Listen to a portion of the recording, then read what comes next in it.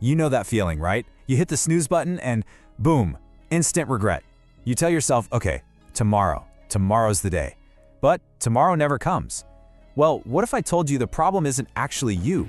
It's not about willpower. We're gonna dive in and completely rebuild your morning, right from the very foundation.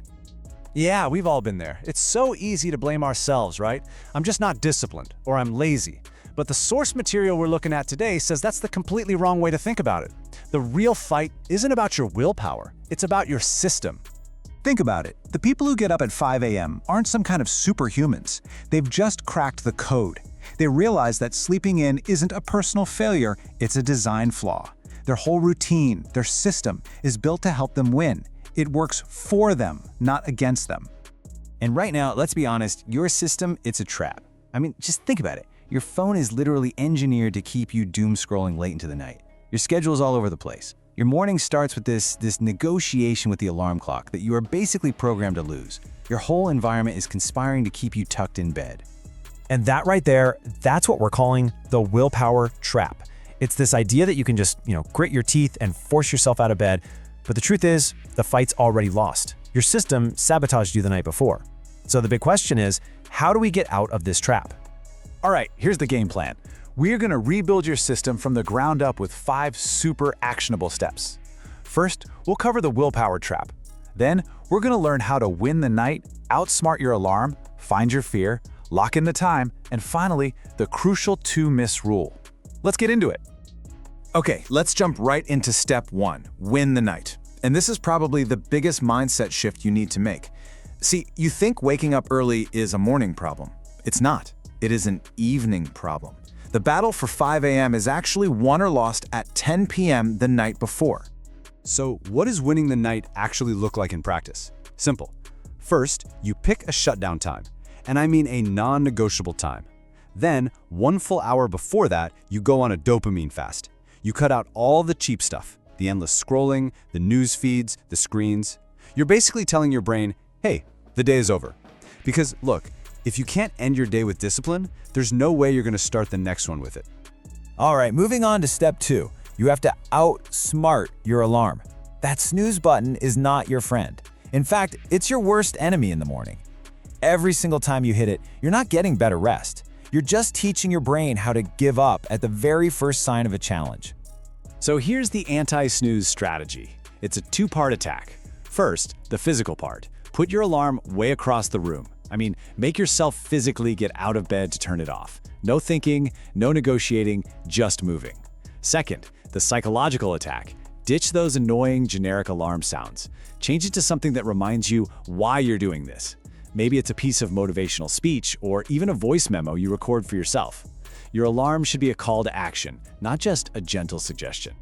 And that leads us perfectly into step 3, find your fear. Look, waking up early just to be more successful or be more productive, that's just too vague. It's weak. When that alarm shrieks at 5 a.m., that fluffy reason is never ever gonna beat the incredible pull of a warm, comfortable bed. So I need you to ask yourself this question and be brutally honest with yourself. Why do you really want to wake up early? What's the deep, powerful, non-negotiable reason you need this time? Because here's the simple truth. A weak reason equals weak willpower. It's a direct correlation. That vague goal of being more productive, it's just not gonna cut it when you're half asleep.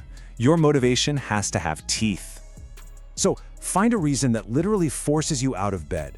Often, the strongest reasons aren't about what you stand to gain, but what you stand to lose. Think about it. A business that could fail, a body that's getting weaker, a skill you'll never learn. That fear, the fear of regret, the fear of stagnation, that is what will yank you out of bed when comfort is whispering for you to stay. Okay, on to step 4.